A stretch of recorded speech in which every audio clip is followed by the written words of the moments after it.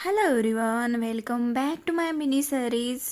तर आज आपली दुधापासून सुरुवात झालेली आहे मस्तपैकी. 2-3 दिवसाचं दूध शिल्लक असल्यामुळं काय करावं तर मी 2 लिटर दुधाचं मस्त पनीर बनवायला ठेवलं आहे आता. आणि बाकी जे 1 लिटर आहे त्याचं मी अर्धा दही लावणार आहे आणि अर्धं साईडला काढून ठेवणार आहे चहा वगैरेसाठी. तर मी इथे दूध तापायला ठेवलेलं आहे. 2 लिटर इकडे 1 लिटर ठेवले आणि लिंबाचा रस पण पिळून एका वाटीमध्ये ठेवलेला आहे. मस्त गावातून भाजीपाला घेऊन आलेला आहे, तो निवडून झाला आहे.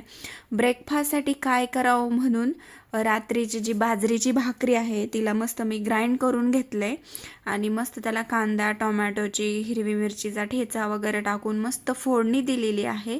दुपारचं पण जेवण झालेलं आहे आणि माझं एक पार्सल पण रिसीव झालेलं आहे. मला मी त्या क्वालिटी चेक करते.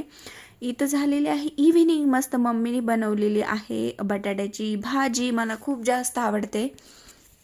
मी नक्कीच तुम्हाला एक दिवशी त्या बटाट्याच्या भाजीची रेसिपी दाखवल. आणि मम्मीच्या हातची कमाल टेस्ट लागते, मला तिच्याच हातची आवडते. माझ्या हातची पण इव्हन एवढी चांगली होत नाही, अशी सुकी सुकी होते. आणि ती बनवते ती अशी एकदम ओलसर आणि असा ठेचा खूप छान लागते. साईड बाय साईड मुलगी आली म्हणून तिने खीर करायचं ठरवलं.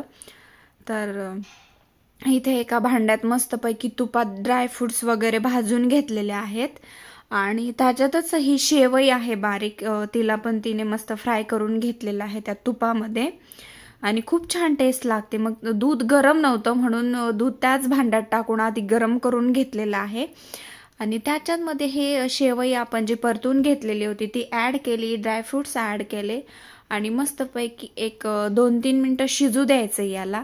आणि मग याच्यात चवीनुसार तुम्ही शुगर ॲड करा आणि खूप टेस्टी लागते ही खीर. मला तर खीर खूप आवडते आणि मी जास्त गोड नाही बनवलेली आहे इथे. आणि याच्यासोबत मस्त बनवलेली आहे चपाती, कारण संध्याकाळची वेळ आहे, पुरी वगैरे खूप ऑइली आणि हेवी जेवण होऊन जातं. बटाट्याची भाजी, चपाती आणि मस्त अशी गरमागरम खीर खूप टेस्टी झालेली आहे. तुम्ही पण नक्की ही ट्राय करून बघा अशी. आणि नवीन पण एक कॅरमलची पण मी बनवणार आहे, लवकरच ब्लॉग येईल तो पण. आणि तोपर्यंत चॅनलला सबस्क्राईब करून ठेवा, शेअर करा, लाईक करा. थँक्यू. भेटूया अशा नवीन मिनी ब्लॉगमध्ये.